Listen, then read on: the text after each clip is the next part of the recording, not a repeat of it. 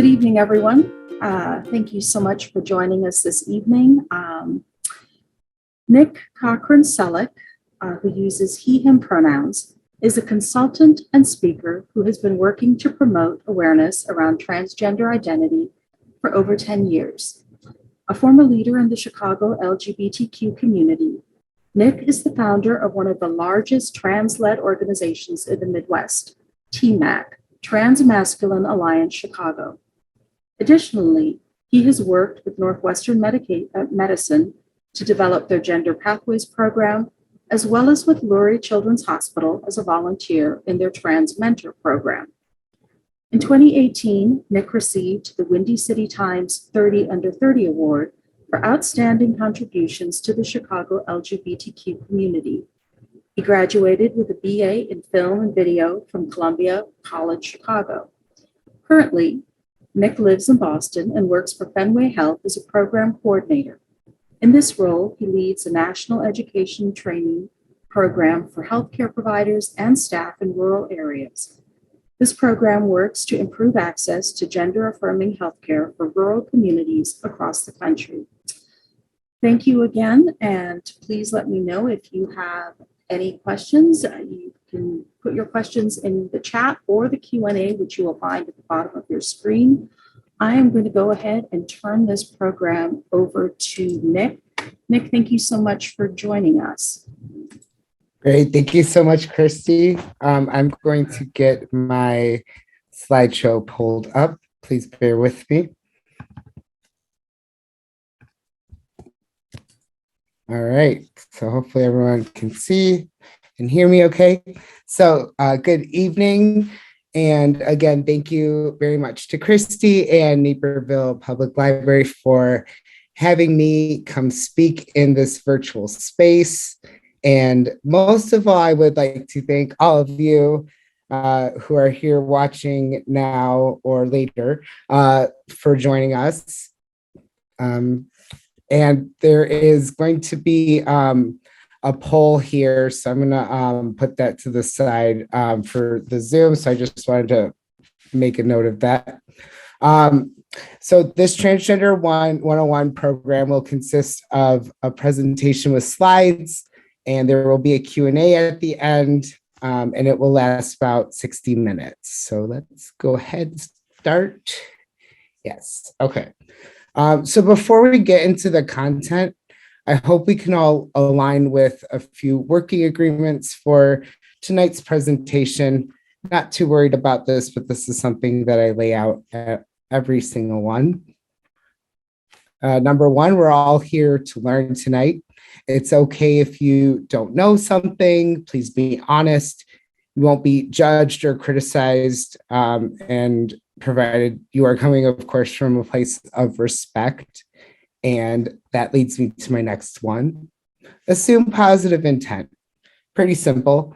This means I will operate under the assumption that everyone here is coming from a place of respect, and you can assume the same of me. And I hope we can let that be the only assumption we make for now. And lastly, just keep an open mind. Try to challenge the way you think about things. And whether or not you're already familiar with this topic, I genuinely believe that you will learn something new and gain some valuable insight from our discussion. And as I mentioned, there will be a Q&A at the end. Feel free to utilize the chat if needed. So yeah, let's go right into it. So I know Christy gave a fabulous introduction for me, but I just want to reiterate a couple of things. So again, Nikk Cochran Selik, he, him pronouns, and I've been doing this for over 10 years, speaking on transgender identity. I'm the transgender expert. So I was born and raised originally in Metro Detroit, and I moved to Chicago when I was 18, and I lived there until last fall when my husband and I relocated here to Boston. So I originally, like Christy mentioned, moved to Chicago when I went to Columbia College to get a Bachelor of Arts in Film. And it was actually during my junior year, it was the fall of 2008, that I came out as a transgender man. And I was 20 years old at the time. And then about 2 years later, I began sharing my story publicly and thus kind of started my career as a speaker and consultant. And since then, I've spoken to a lot of places, organizations, businesses, conferences, schools, universities, libraries, families. And I've spoken in person virtually across the country about just what it means to be transgender. And then again, I did start the organization TMAC, Transmasculine Alliance Chicago, in 2016. And I'm proud to say it's actually grown to be one of the largest transgender-led organizations in the Midwest, even though I'm not running it now because I'm in Boston. But I did serve as the leader and founder of TMAC for 5 years when I was volunteering at the Center on Halsted in Lakeview. And I did all of our meetings and I presented on topics that were educational to the community. And then we actually got to march in the Pride Parade with the Center on Halsted in 2017. That's what this photo is from on the screen. We had our own little shirts that were really awesome. So that was a fun time. So additionally, I did work with Lurie Children's Hospital as a volunteer in their Transmetro program and Northwestern Medicine. That's an ongoing project that I'm working with them now remotely for their Gender Pathways program. And I actually found out it was an anniversary of when I got the Windy City Times 30 Under 30 Award in 2018 for my contributions to the LGBTQ plus community in Chicago. And now I'm here in Boston, talking still to a lot of folks and working with a lot of folks back in Chicago and Illinois. And I'm happy to stay in contact with my Midwestern peers because everyone can understand my accent. Anyways, so happy to be here.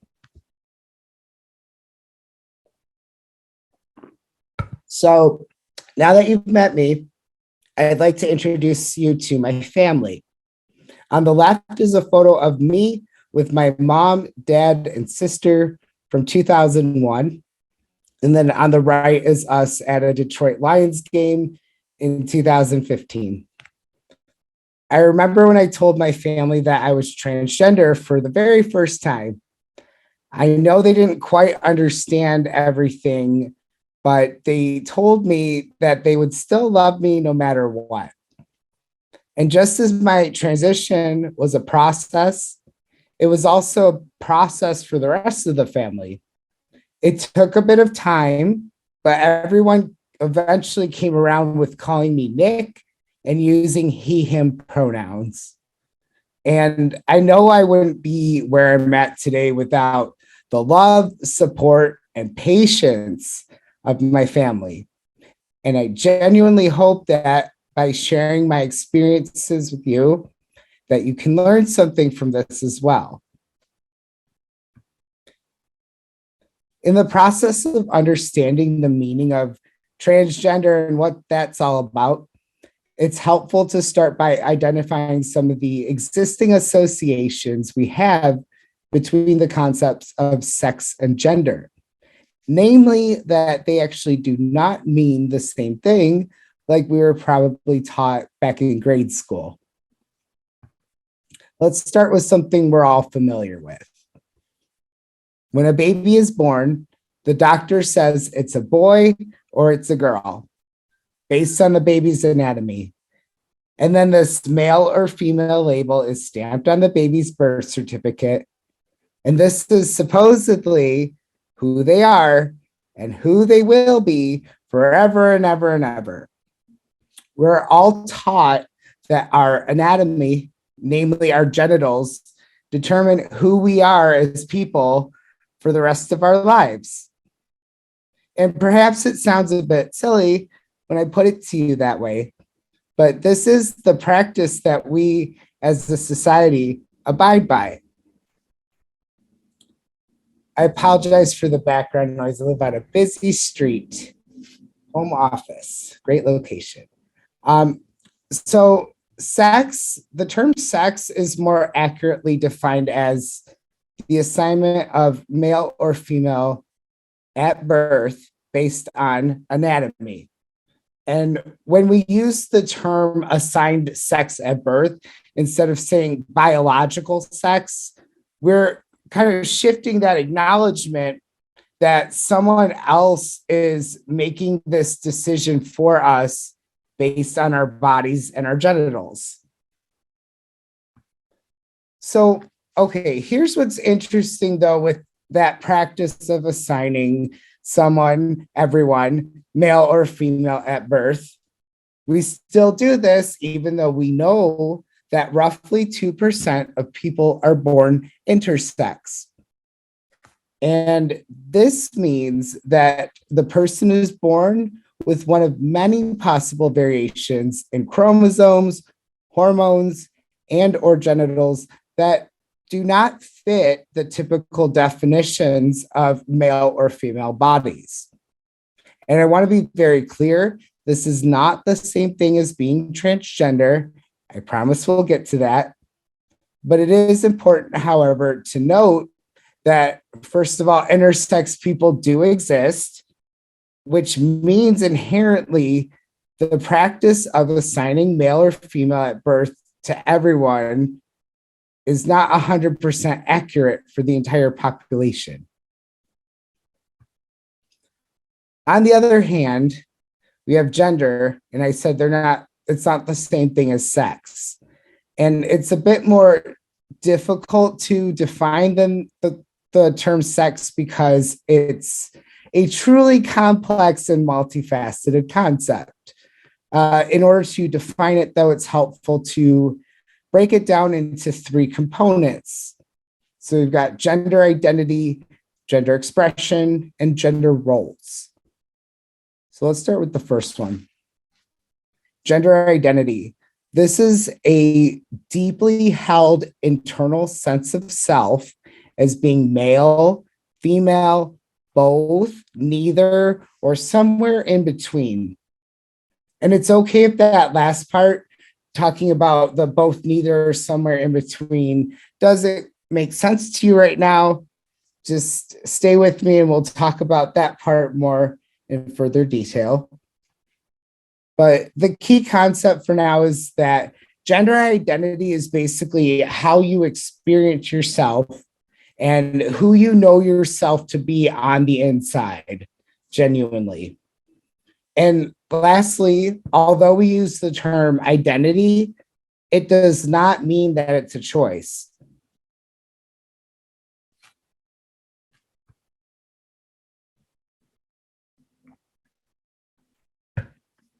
Then there is gender expression. So this takes our internal gender identity and displays it on the outside.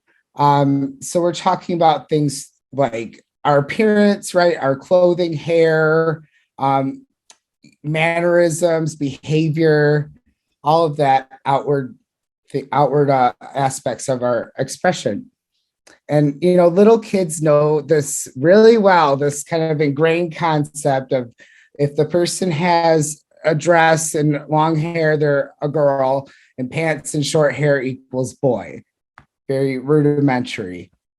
So notice that we have these existing associations with how someone should be expressing their gender as well. And that leads me to the next one, the third component, which is gender roles. And this refers to a set of behaviors and expectations learned by a person as appropriate to their gender. So this means from the moment we are born, when that male or female label is stamped on our birth certificate, We are then taught to behave like said boy or girl, and this is reinforced heavily for the rest of our lives, and throughout. But here's the really interesting thing about gender roles. They are actually influenced by cultural norms. They are not universal. This means that our current expectations here in the US in 2022 for men and women are different from other cultures around the world and throughout history. They have not always been the same across the board everywhere in the world forever. This lovely photo here demonstrates the ever prevalent belief in our society that all people are to be categorized as being either male or female. And this is known as the gender binary. The problem, of course, with the gender binary is that not everyone in the entire world fits into these rigid definitions of male or female. And not fitting neatly into either box can make some things like using a public bathroom, something most folks take for granted, a very difficult endeavor. Just as an example. So we know that, yes, this does work for most people in the world because most people are cisgender. So hopefully some of you have heard this term before. If not, I'm here to explain it. So cis, CIS, is a prefix meaning same. So if somebody's cisgender, it just means that their gender identity is the same as the sex they were assigned at birth. And I want to be clear that this is not meant to be a label or a judgment, but rather a more accurate descriptive word for what we're talking about. Because the word cisgender exists to fill a gap that would otherwise exist in language, and that has previously been filled with words like normal, regular, all of that, like on the left, that little graphic. So that kind of puts people who are not cisgender as weird or abnormal, or there's something wrong with them as a result. While being cisgender is certainly more common, using words like normal and real and all of that biological can really have, at the end of the day, a denigrating connotation for those who are not cisgender. Of course, when I'm talking about those who are not cisgender, there it is. I'm referring to transgender. So transgender means that someone's gender identity, or whom they genuinely know themselves to be, is different than the sex they were assigned at birth. And on the left, there's a couple do's and don'ts kind of grammatically, but it is important. Just note that the correct term to use is transgender. There's no ED at the end. And then there's no A or S at the end. It's not a noun. You can say a transgender person or transgender people. And then the term transgenderism just kind of scares me. It's often used with the intention of being harmful. So I would encourage folks to not use that word. And then the last one, though, trans as basically an adjective short for transgender, totally fine to say that. And a lot of people do. Generally acceptable to say that. So yes. And then that's kind of a broad definition. And it really is because the term transgender is thought of as an umbrella term, because there are so many different types of gender identities that can actually fall underneath it. But I'd like to start with two that are perhaps most familiar, which would be trans man and trans woman. So these two transgender identities describe people who do experience their gender identity within the binary. The gender binary is either male or female. So I want to make that clarification that some transgender people do identify just as men and just as women. And again, we will get to those who don't in a minute. But with these two terms, I know there's some other terms that have been used to describe folks that fit these descriptions, such as female to male or male to female. Some do still use these terms within the community. However, there's been a very large shifting away from these terms in the past 5 to 10 years. And I say, especially outside of the community. So again, trans man, trans woman, or transgender is acceptable to use. And I do realize that, sometimes we're talking about things in a more medical way, and we need to talk about what people were assigned at birth in some instances. So a more accurate term is to say assigned female at birth or assigned male at birth. That's what AFAB and AMAB stand for, assigned female or male at birth, because that's what we're actually asking.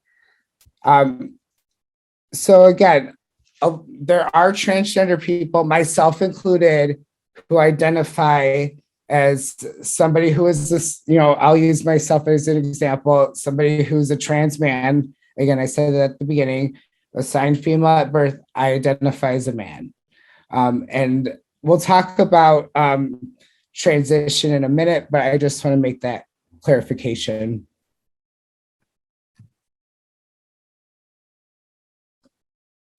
So this is a big term here, non-binary. And I say that because it's been something that's gained a lot of visibility in recent years. So this is the commonly used term to describe someone's gender identity that falls outside of exclusively either male or female. And when we previously talked about what gender identity is, this is that part about being both, neither, or somewhere in between male and female. Because again, not everybody experiences their gender as one or the other. While it's true that the term non-binary is a relatively newer word, the concept of humans experiencing their gender outside of male or female is not. Many non-binary people use gender-neutral pronouns, such as the singular they, them. We'll talk more about pronouns in a bit, but I just wanted to make that distinction. And I do realize that for some of you, this may be very new information, perhaps hard to understand. But I want to say, one is that this is meant to be a starting point. This is the 101. And be patient with yourself and the new information. The other thing that's very helpful is you do not have to completely understand or agree with someone's gender identity in order to be respectful and affirming of them as a person.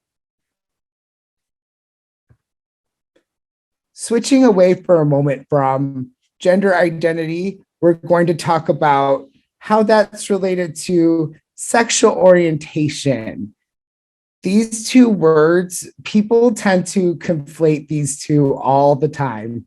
And I did too at one point, I admit that.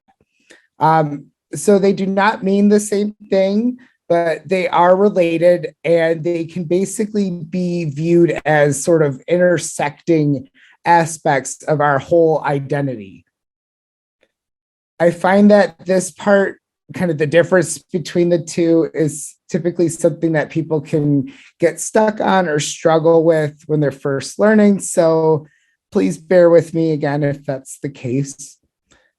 So we know that gender identity, again, is who someone is.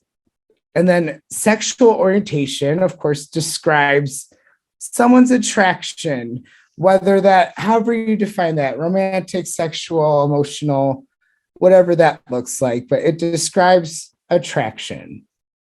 Of course, we do know some common ones, examples of sexual orientation on the left. This is not by any means an all-inclusive list. I'm not going to go through each of these, but if there's one that you're curious about that you haven't heard of, happy to discuss that if you bring it up during the Q&A or in the chat. But you'll notice that transgender is not on this list. And this is because transgender people can be any of these sexual orientations. Also, to further clarify, dating or being in a relationship with a transgender person does not make someone gay. It does not actually imply anything about someone's sexual orientation at all. Again, this is because being gay and transgender are not the same thing. Gay in this case would describe sexual orientation, who they love, and transgender in this case would describe who they are, their gender identity. And hopefully that makes sense. But my little nail to drive the point home, little one-liner here that I love to sum it up with, is that sexual orientation is who you go to bed with, and gender identity is who you go to bed as. So hopefully that makes a little bit of sense now. Switching back to gender identity.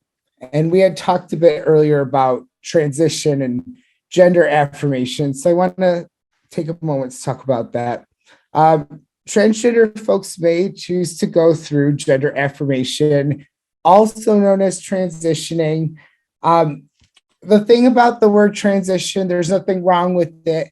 I find that it can be a bit misleading, though, as it kind of implies having a start and end point to the process. And although that does make sense on a basic conceptual level, it doesn't quite capture the realities of what it's really like to go through that process. So the word gender affirmation is kind of more accurate in this case, but either are fine. So gender affirmation means that the person is shifting away from their sex assigned at birth and towards their authentic gender identity. And keep in mind that there's no prescribed way to do this, and it's extremely dependent on the individual and their desires and a lot of things. And also, going through this process is by no means a requirement for being transgender. Not everyone wants to or can go through this process for many reasons. And then lastly, when we're talking about gender affirmation for adults, this usually refers to social and or medical. And yes, that is me. That's my kind of before and after medical transition picture. So to further make the distinction between social and medical, we'll start with social. So that refers to the process of basically letting others know your true gender and coming out and beginning to live your life as your true gender. So that can include things like going by a different name, changing the pronouns you use. And then again, gender expression, changing the way you present yourself, the way you appear, dressing, makeup, whatever it is, to be consistent with your gender identity. And then we have medical transition or gender affirmation.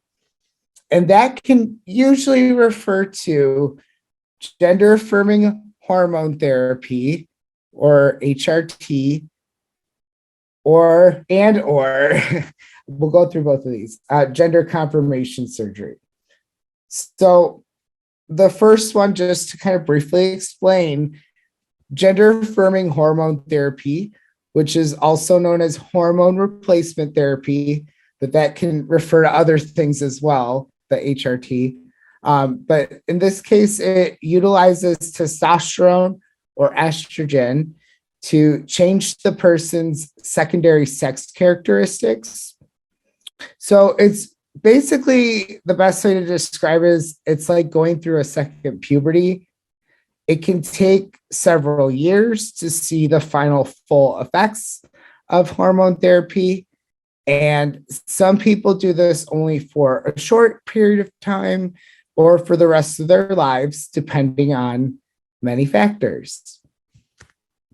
And that second one, the purpose of gender confirmation surgery, which used to be known as sex reassignment surgery, that term is pretty outdated, I'd say, at this point, the sex reassignment surgery. So generally it's gender confirmation surgery. I've also heard gender affirmation surgery, but the acronym isn't as pretty, if you know what I mean. So there are so many different techniques out there, surgeries and procedures, but all of this, really the purpose is to align the person's body with who they are and their gender identity. And it's extremely, again, dependent on the individual, their health, their desires, and a lot of other things.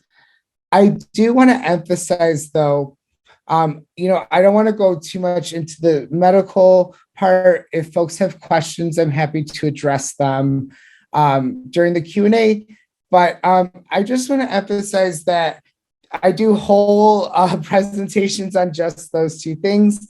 But the important thing for this is that undergoing surgery or any kind of medical gender affirmation is not a requirement for being transgender. And someone who has not done any of these things is no less valid in their gender than someone who has. All right, in this next part, I want to talk briefly about just how to be respectful of transgender folks in general, regardless of who you are. I think this is something that everybody should know. So I'm working on it. So thanks for being my starting point. So many trans folks change their names legally or otherwise as a part of their gender affirmation process, like I mentioned. And in more recent years, the trans community has been using the term dead name to refer to their birth name. And I put that in quotes. So dead naming someone would mean using their birth name or their given name at birth instead of their correct or chosen name, even if it hasn't legally been changed. So I think it's a pretty good, I like this photo because it's pretty accurate of how it feels and what it's like to not be called by the correct name. And then in addition to this, you should never ask a transgender person what their birth name or dead name was. This hopefully seems obvious, but it's one of those, if I had a nickel situations, I have a lot of nickels. But again, regardless of the legal status of their name change, it's just important to use the name that a transgender person, like anyone, wants to be called. And I understand that in some situations, like if you work at a bank or a doctor's office or something, you might have to like write down a transgender person's legal or given name on a piece of paper, or something on paperwork. But again, you can still refer to them verbally by the name they want to be called, or make other accommodations like that, even if you have to use the name in some format. So hopefully that makes sense. Ah, pronouns. Yes. Okay. This one is great. So we know that pronouns are how you refer to someone. And of course, the most common examples are on the screen. Like I said, I use he, him. But the singular they, them is perhaps the most common gender neutral pronoun. But there are many alternatives to that one as well. So that's not the only one. And this is not an all-inclusive list. A few tips, though, about pronouns. Just going to get on my soapbox here for a minute. So pronouns are not preferred. And I feel like I hear this a lot. And I know that, the term, the phrase preferred pronouns may be well-intentioned. The word preferred kind of implies that it's optional, that you don't really have to do it, or if the person's not around to hear it or whatever. But I'll speak for myself again as a trans person. I mentioned at the beginning that I used he, him pronouns. And when I introduced myself, those are simply my pronouns. So I don't prefer that you call me he. If you don't call me he, I will either think you're not talking about me, or I will correct you. And people will give you weird looks in public for calling me anything else. But that leads me to my next thing. You may be thinking, well, Nikk, you look like a man, so why wouldn't I call you he? And while this may be true, you cannot always tell what someone's pronouns are just by looking at them. Not always. And this is why it's best to try not to assume based on someone's gender expression. And this is why I've put into practice introducing myself with my name and pronouns. And I would encourage folks here to try doing the same, regardless of your gender identity. But having said that, how do you know what someone's pronouns are if you can't tell just by looking at them? Well, this is when asking respectfully would be the best move if you aren't sure. And I know it can be a little awkward at first, especially if you haven't done it before. But my kind of go-to phrase is, when I'm not sure, which happens all the time, is, may I ask what pronouns you use? And that way it's not just like, what pronouns do you use? It's like, can I ask? 9 times out of 10, the person will probably appreciate that question and share their pronouns with you. So yes. And then the last part is, sometimes you will make a mistake and accidentally misgender someone or use the wrong pronouns to refer to them. Now, most Trans 101s would say, just apologize and move on. I want to take this to the next level and encourage folks, if it seems fitting, to say thank you, for correcting me. Just say thank you. Repeat what you were saying, with the correct pronoun, and then continue talking. I feel like all too often people, when they're corrected, get kind of caught off guard or embarrassed, and they, want to over kind of explain, or they feel defensive. So I think, or like over apologizing is a big thing. And I think this is why a simple thank you for correcting me. I meant he likes Star Wars or whatever we're talking about. That's sufficient and effective. So yes. And then this last part of the section, my top tips to keep in mind for being respectful. Number one, you don't have to understand or agree with someone's gender identity in order to respect it. I put it in there again because it's great. And I think this is very helpful, especially when you're just first learning about this, and always. So that's my first one. Number two, someone's transgender identity is their private information to share or not share. Just be mindful of, not sharing somebody's personal information, even though you think everybody may know. Just because they've told one person doesn't mean they've, at work, let's say they've told one of their coworkers doesn't mean all their coworkers know, or they don't want all of their coworkers to necessarily know. So it's just important to be, again, respectful and treat this as what it is, personal information. Number three, there is no one right way to be transgender. Again, some people choose to medically transition or do gender affirmation, and some don't. Many factors are in play here. But like I said, there's no pre-prescribed way to do this. And a person's gender identity does not depend on what things they have or have not done for gender affirmation. We sort of just talked about this one, but use the name and pronouns that people ask you to use. And it's also okay to ask what pronouns someone uses respectfully, or even start by sharing your own, like I did at the beginning.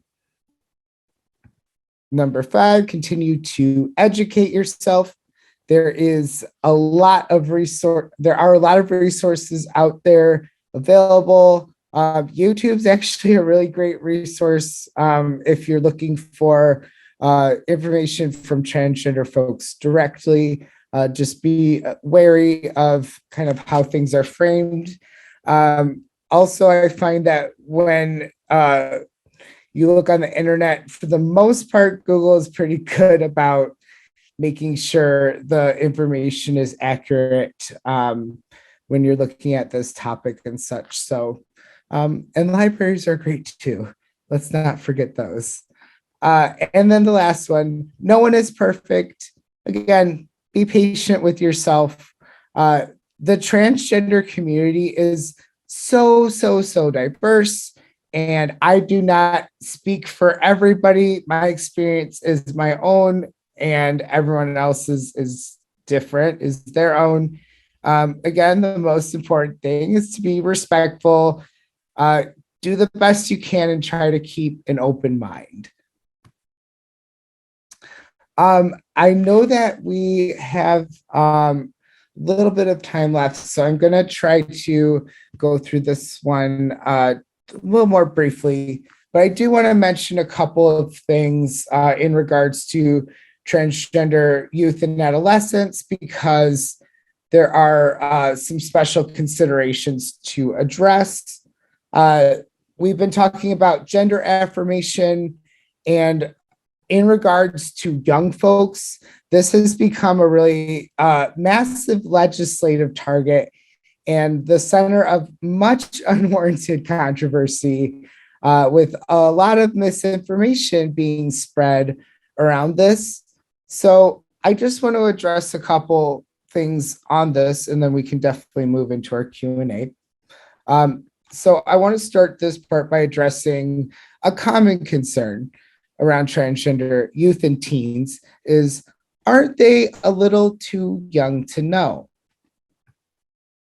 I'd like to answer that question with this photo, which was taken on Halloween in 1997. On the right is my little sister again at 6 years old, wearing the 1950s costume with the pink poodle skirt. And then we have me at 9 years old with the ninja costume or whatever that is, and the sword. So growing up, this was par for the course, as every Halloween was just an opportunity for me to dress up in a boy's costume, for the day or go trick or treating, while my sister just wanted to be the pretty princess, every year, same thing. And my point in showing you this photo is to demonstrate in a little more of a visual capacity that transgender youth are not too young to know who they are. In fact, many transgender adults, myself included, have known that they were transgender or somehow different from a very young age, but we did not necessarily have the words or the knowledge or the ability to express that at the time. But on the other hand, it's equally important to acknowledge that many children do express what we would usually consider to be cross-gender traits or behaviors or tendencies at different points throughout their development. And this does not inherently mean that they are or that they will be transgender. So how can you tell? Fair question. A simple kind of guideline and mantra used commonly amongst parents of trans youth is if, in regards to their gender identity, they are insistent, persistent, and consistent, then they may be transgender. Insistent, we mean unwavering, persistent, continuing firmly in spite of difficulty or opposition, and consistent, unchanging in nature over a period of time. And to be clear, this is by no means a definitive test, but rather something to observe over time in order to provide the proper guidance that is still gender affirming and honors who they really are. As with any young person, having parental support at home plays a large role in their social and psychological development. However, if they happen to be transgender, the factor of parental involvement tends to have a magnified influence, for better or for worse. Unfortunately, there are many transgender youth out there who lack the support they need to thrive as themselves. Rejection comes in many various forms, of course, but this does include some extreme measures like conversion therapy. Many associations, including the American Psychological Association, the Substance Abuse and Mental Health Services Administration, as well as the American Academy of Child and Adolescent Psychiatry, have strongly asserted that attempting to prevent or change a young person's gender identity in any form is ineffective and can be extremely harmful. Some examples of the ways that the trauma of rejection can manifest include psychological problems such as depression, anxiety, substance abuse, and suicidal ideation or attempts.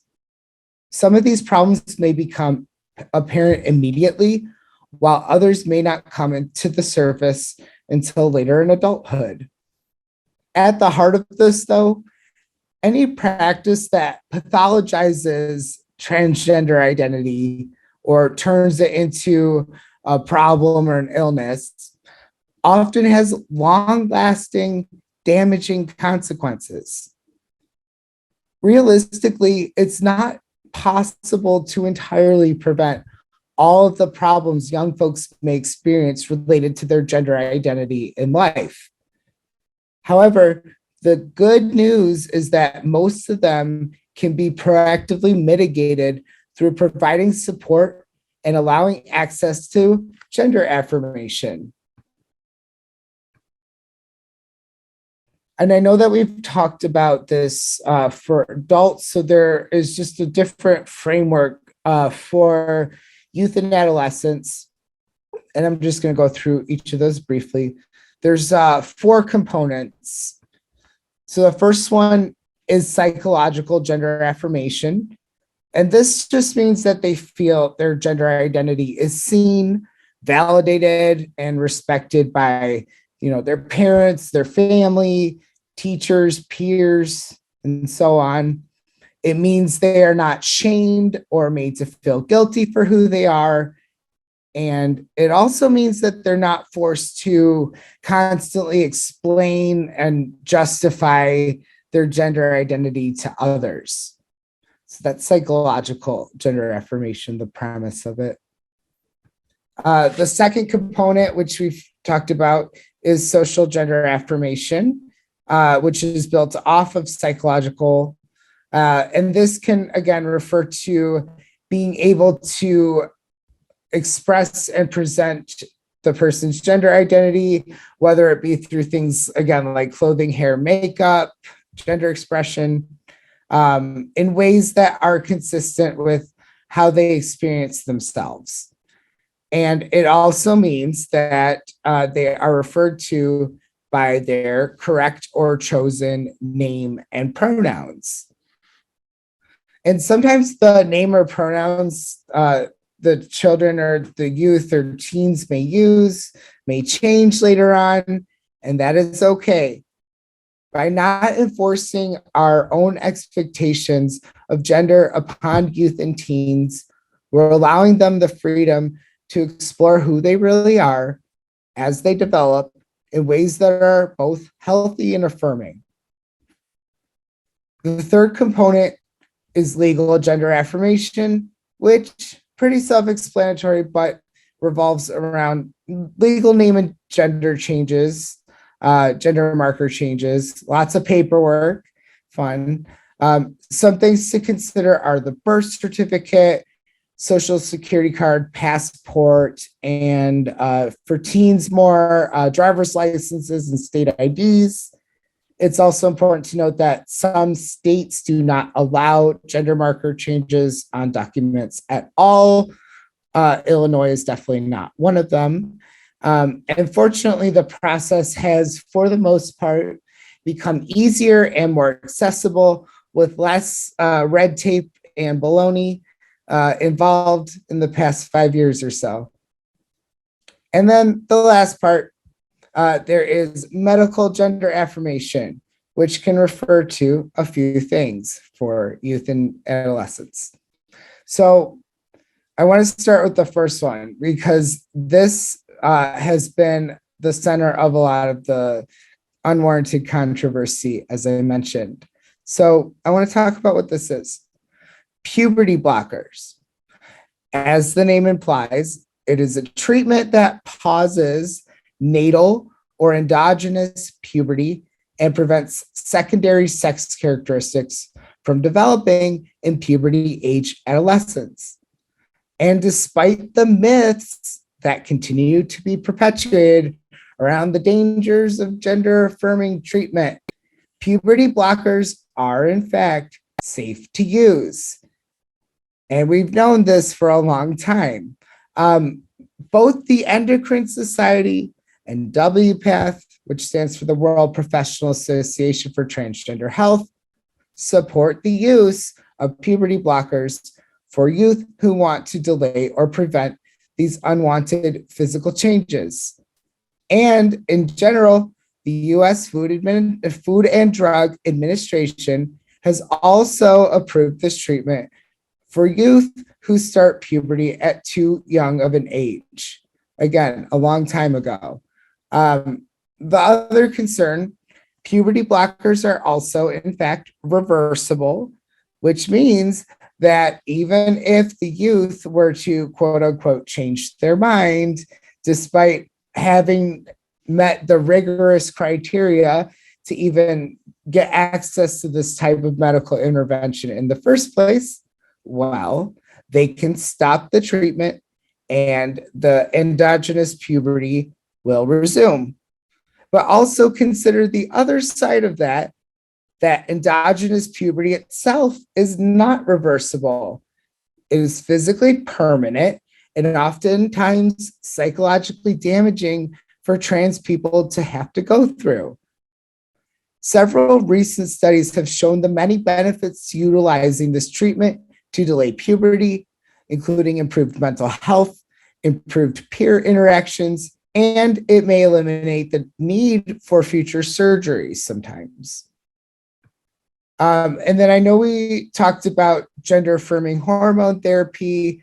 In this case, ideally, gender affirming hormone therapy is started at the appropriate age of puberty onset during adolescence, after, in this case, having gone through the puberty blockers, they would start on the appropriate gender affirming hormone therapy to initiate their correct gender puberty. But as I mentioned, some folks can start gender affirming hormone therapy as an adult later in life. It's not ever too late to start, but younger is typically more effective, we've seen. And then the last one, gender confirmation surgery. I just want to emphasize that this is a consideration for older teens and adults only. There have been some outrageous claims, but gender confirmation surgeries are not being performed on children.